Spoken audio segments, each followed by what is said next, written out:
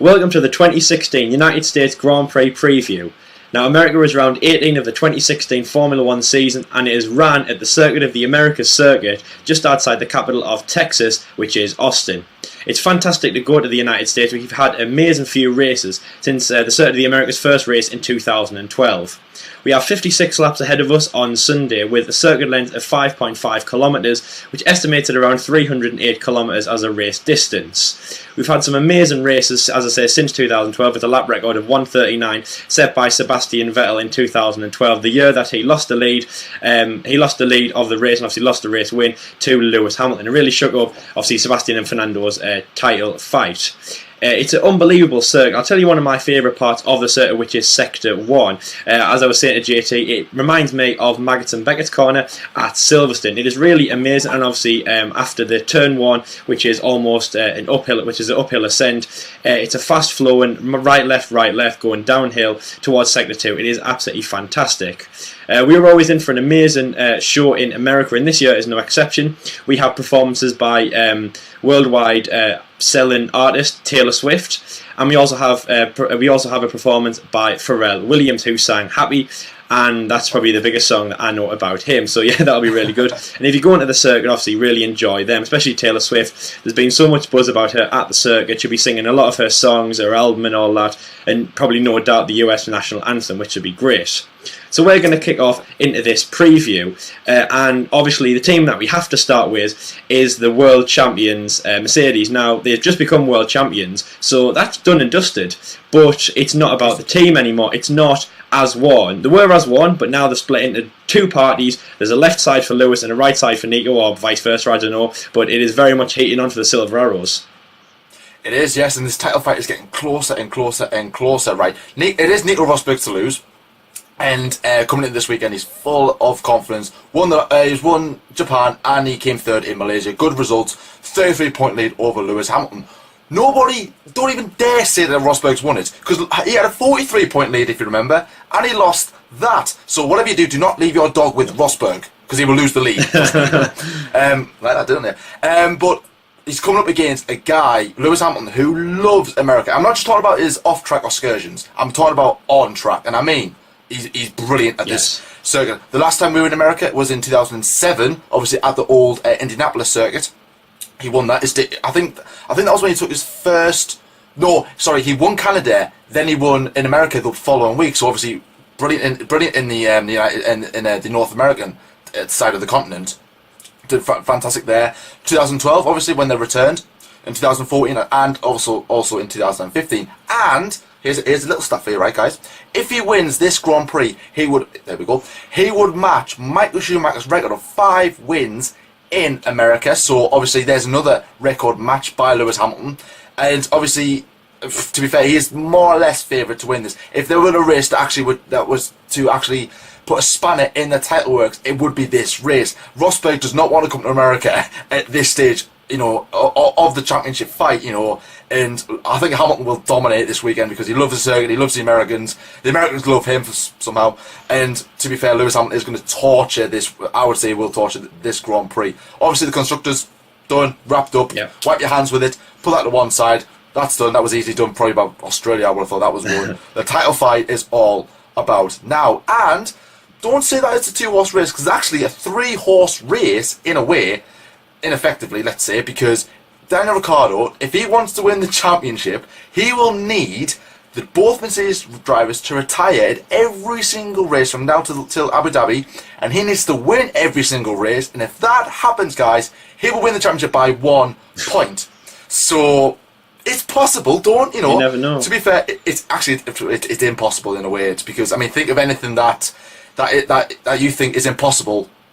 That is, that compared to that, it's possible, trust me, guys. But I mean, to be fair, the Mercedes drivers, LC, obviously these two in the fight right to the end. Hamilton in America, he loves America, he loves this place. So, do you think he'll dominate? What do you think he'll do? But he does. He loves this circuit, as you mentioned, JT. You said on track. He loves it off track. He's always in Manhattan and places like that. And I think he wants to change the K to the S in where he's from on his passport, JT, just cross out K and write S next to it. He's always there. Yeah, he does love it, and obviously, he loves the circuit as well. I remember 2012; it was an amazing race, obviously the inaugural in Texas, and he takes the lead from Sebastian Vettel. Almost, throwing a massive spanner in the works, obviously with his championship fight with Fernando Alonso.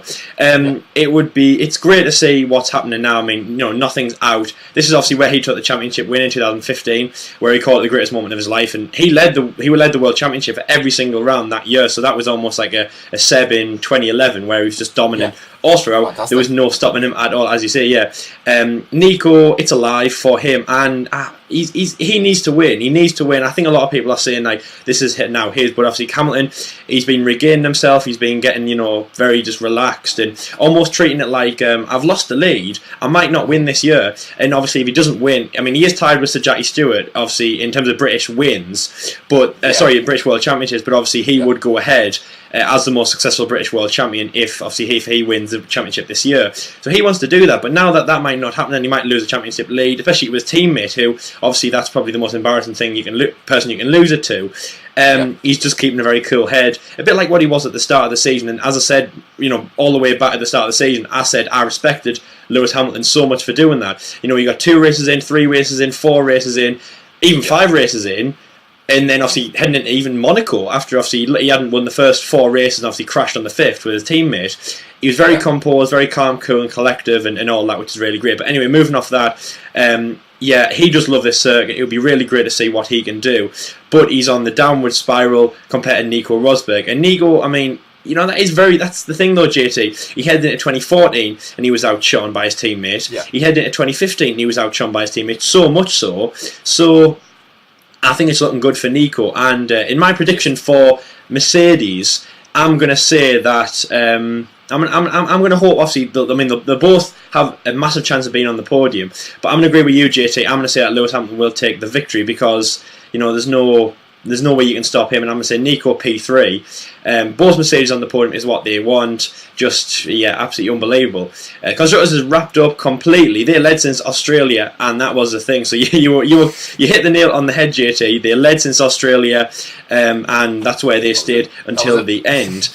And it's also simple in the drivers, but that's it. Lewis will win. Nico P3, both on the podium. An amazing race from them, but as you said, JT, Lewis loves this circuit. He might be on the back foot, but he has an amazing pedigree around here and in the United States. They love him, as you say, for some stupid reason. I don't know why. Do you know guys out there? Can you tell me why Lewis is loved over there? Do you like Lewis Hamilton? Are you American? Have you been injured in the last 12 months and it wasn't your fault? That's a reference. For individual compensation. That's we get a lot of calls for saying that. That's it really. So JT, Mercedes, what are your predictions for Lewis and Nico? Lewis Hamilton first. Yeah. Rosberg second. I would say that's the only solution I can think of because Lewis Hamilton, he loves this circuit so much. He honestly does. The Americans, as I was said before, loves him. He loves them.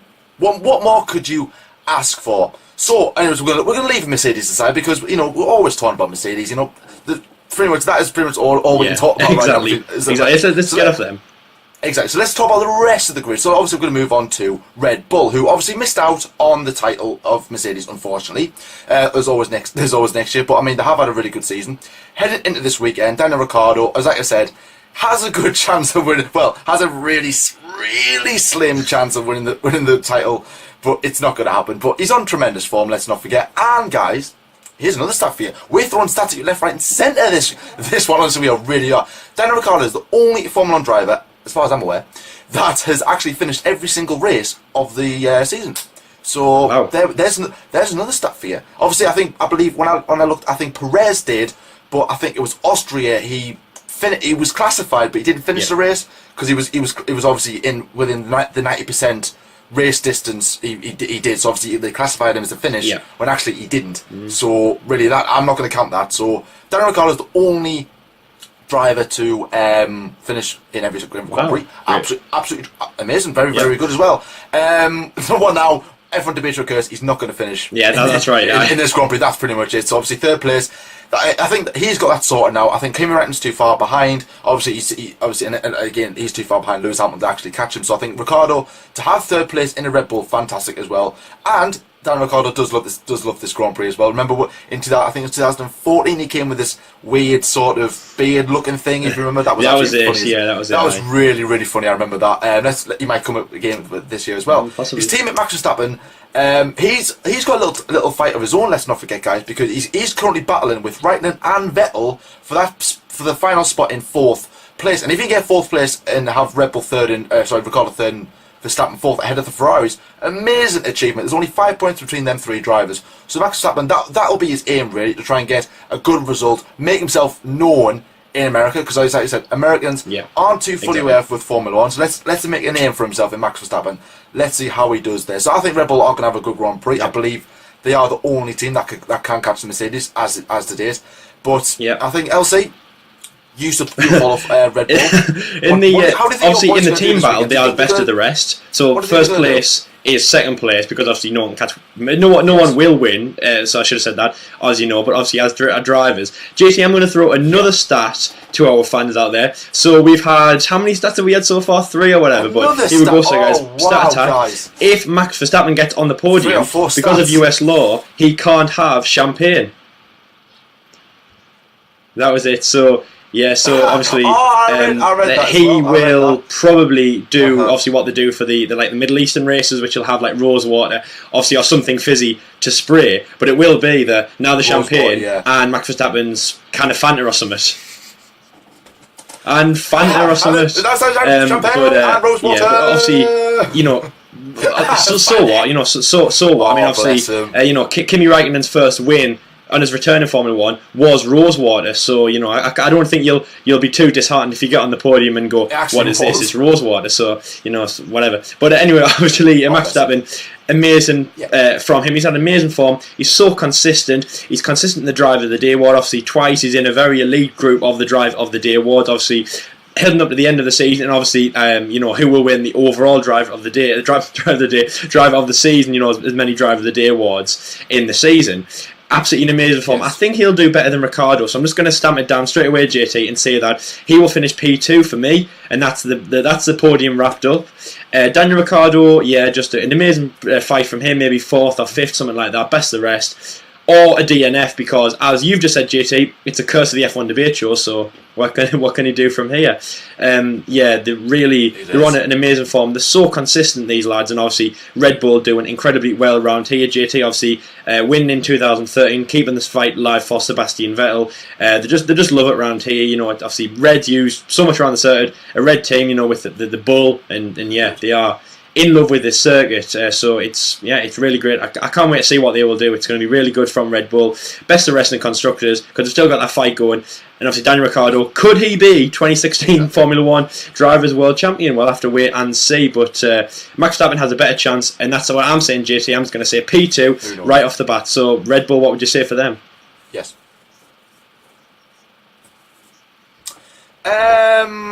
I would probably say, well, obviously I've already said who's going to finish P1 and 2. Yeah, P3, could it be? Yeah. Probably Daniel Ricciardo. I would have thought. I think it's weird. It's weird stats that we're given, because that's the podium done and dusted. So we're going to fight on the rest, but obviously, as we know now, Ferrari and all them don't have a chance at the podium. They're already locked in for us. So they're the next team we're going to move on to, Ferrari, and obviously they do like this circuit. They haven't had a win, obviously, since the return in 2012, so they're really, you know, on the back foot, and especially they are now. If you guys watched our F1 debate show that came out the other day, we said, has Sebastian Vettel lost his mojo? Because, you know, because he compared to what he had before, obviously, which is his inaugural race here in 2007. He could have had the win in 2012. He did win in 2013, obviously keeping that obviously 13 in the season, 9 in a row, and obviously his 4th World Championship alive.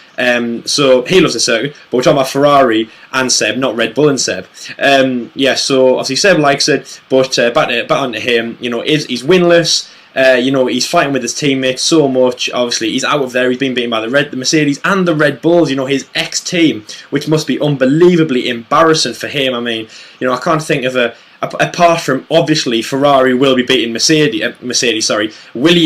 So Ferrari beating Williams, you know, for Felipe and Massa, but that's just that's just one of them things. But I think it's embarrassing, especially for Sebastian, to think that he moved from Red Bull to Ferrari when Red Bull were doing bad, and then now Red Bull, since that year, they've done so much better. They've done so much, apart from 2015, they've done better than Ferrari, and obviously this year the red, white, and blue are blowing them out of the water. That was my little US reference. I don't know if people got that.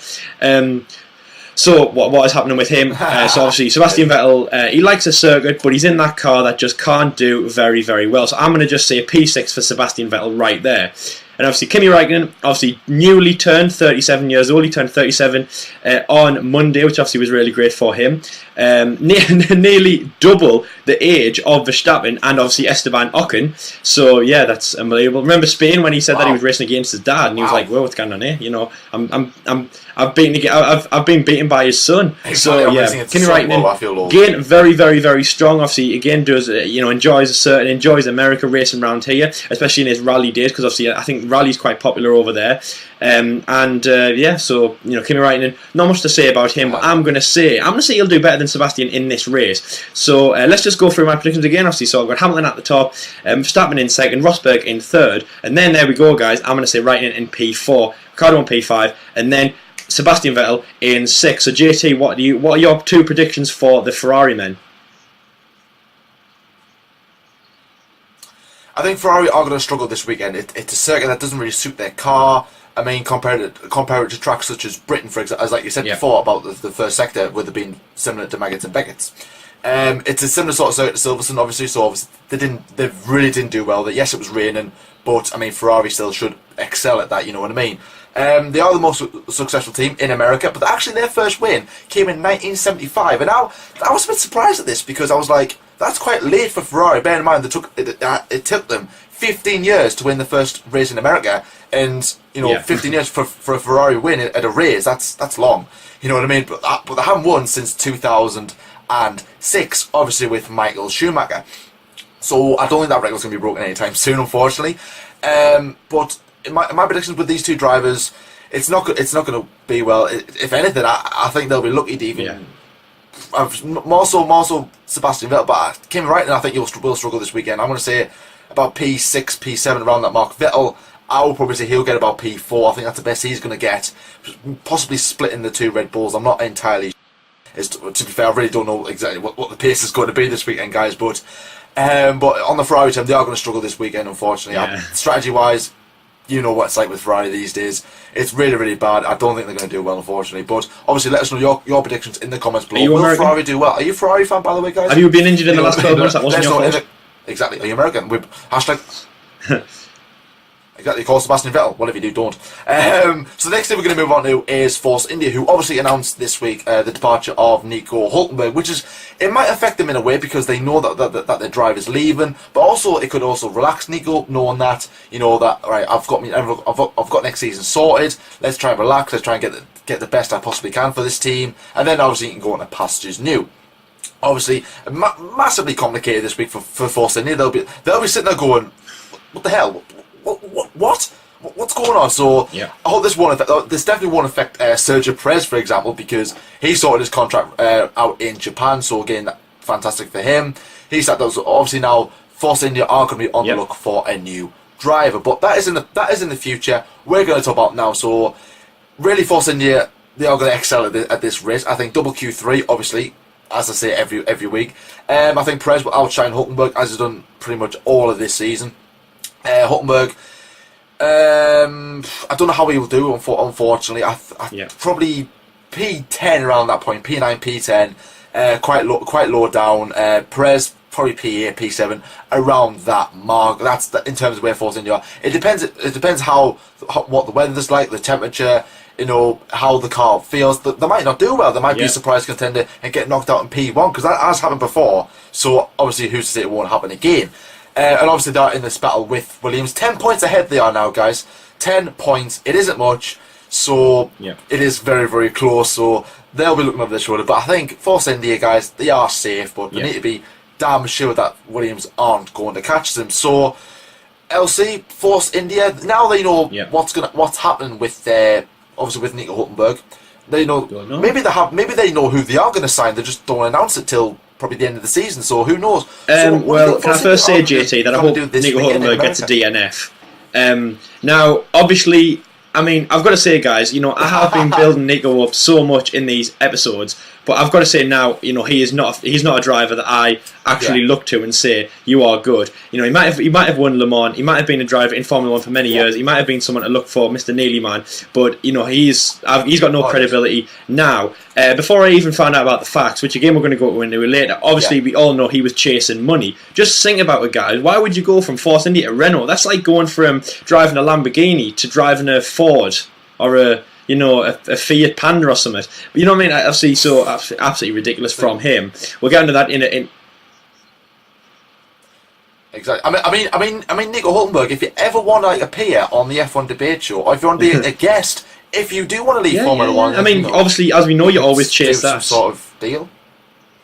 I think that is. I think that's a lot. Obviously, it's probably more than that 18 million euros, wasn't it, or something like that he accepted, but something absolutely ridiculous. So DNF for Nico, I really hope so. But Sergio Perez, on the other hand, what an amazing driver he is. He's so consistent. Obviously, he won Driver of the Day twice. He could be in contention for a third time, fourth time, fifth time.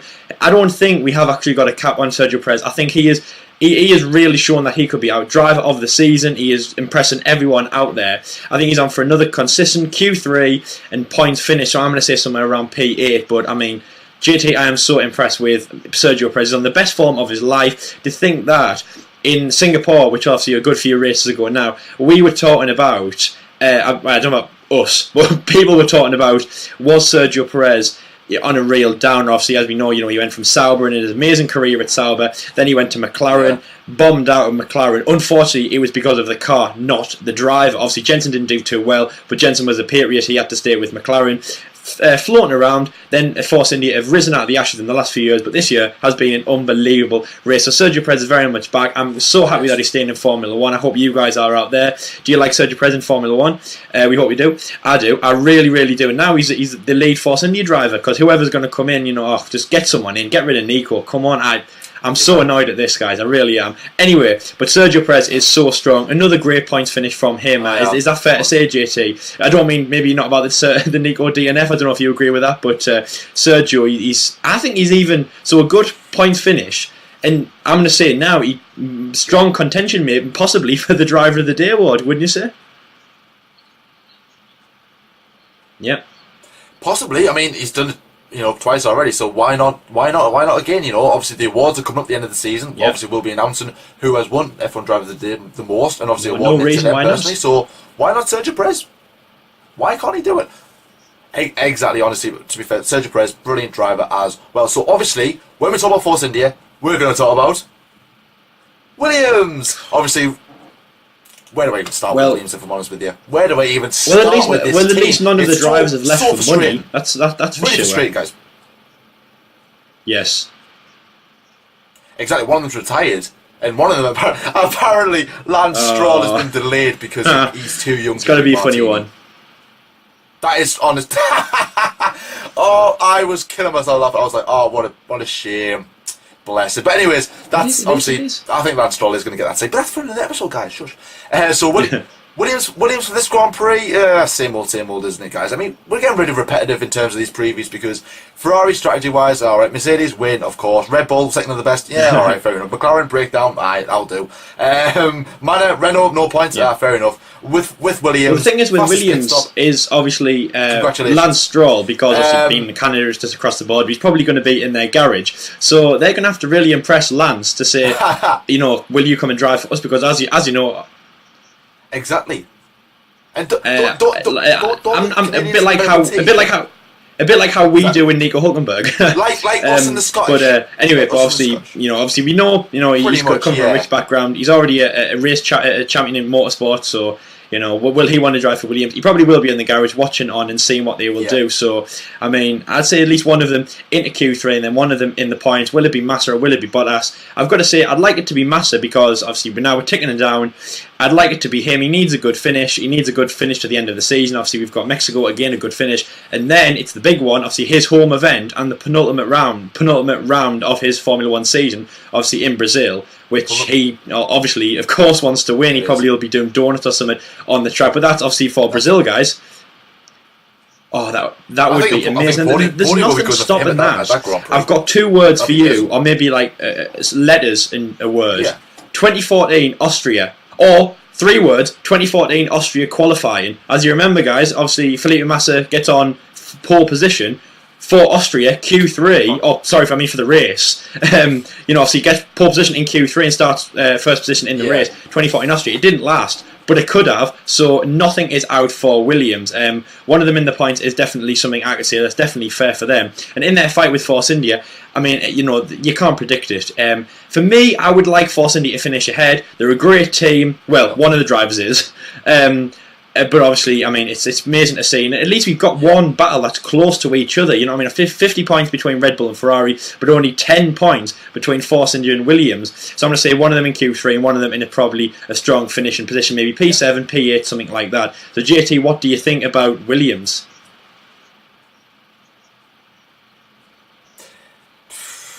If I'm honest with you, I think one of them in the Q3, one of them in the Q2.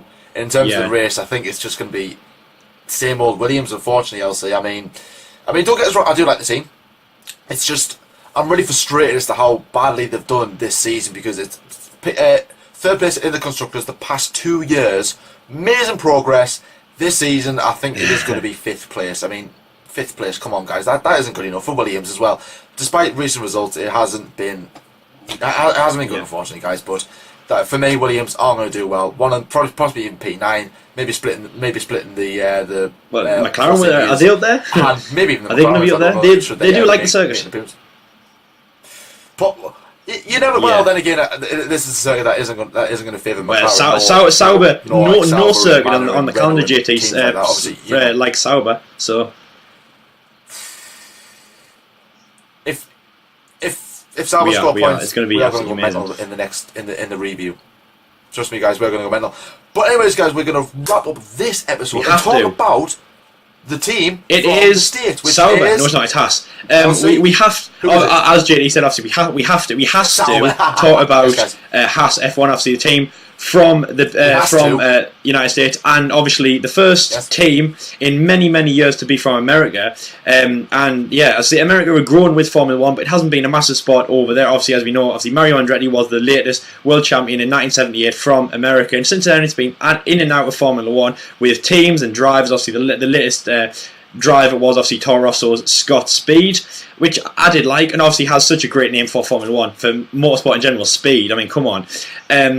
Obviously, the two drivers might not be doing too much, but they will be getting so much support from the stands. Roman Grosjean, obviously, we had Australia and Bahrain. Amazing 2 point finishes for him, obviously back-to-back, amazing positions, making history. But I mean, this is the first time Haas are going to come to the States. They'll be getting so much support. Everyone, their garage will just be full of people, full of celebs and VIPs just watching the race. And I'd like it to be a points. I'd like it to be double points finish, but I think realistically it will be, even if it's 10th place, I think it will be a points finish for Haas. But I hope so. Prepare for the stands to go absolutely mental, just like how Spa did with Max Verstappen, and then obviously next year with Stoffel Van Dorn. Get ready for the fans to go mental and wear their red, white, and blue in this uniform for Haas. So JT, I mean, can Haas put on a good show? Incredible. I certainly hope they do, because I've got a little soft spot for this team, as you know. Obviously, LC does as well. So they have done well this season. At the start, they haven't done well in recent years. I think they'll do well in this Grand Prix. They has to deliver. Let's say now we have excuses to say Haas jokes. Obviously, they're in no real battle. I think 8th place is good for them in the constructors. Let's say. I mean, for a debut season, that's actually okay. Don't get us wrong. And this weekend, I believe they might get some good sponsorships as well, because obviously Haas, their main attraction, the home team, lots of media attention as well. So, and hopefully they can deliver a good haul of points, which I really do hope so as well. I hope both do get in the Q3, that'd be good. But I hope they don't, because I want my boys in there, obviously, Alonso and Jensen. Yeah. So I will be gunning for Haas. This Grand Prix, I'll be going. Go on. Just one more lap, guys. One more lap. One more. Find a tenth. Find 2/10. Come on, guys. So anyway, guys, we're going to wrap up this preview as well. Thank you very much for watching. Don't forget to check out the F1 Debate Show episode 29. I believe we are on 29. Can you believe it, guys? Very much. 100 videos uploaded from the F1 Debate Show. Obviously, a big celebration, which come in F1 Debate Show episode 29, which should be coming out on Saturday. Obviously, in the middle of the US Grand Prix weekend. So obviously we really hope you enjoy that video. We also hope you enjoy the US Grand Prix race weekend, including our review, which will be coming out on Sunday night as we get very close to the end of the season. So thank you very much for watching, guys, and we'll see you in the next video.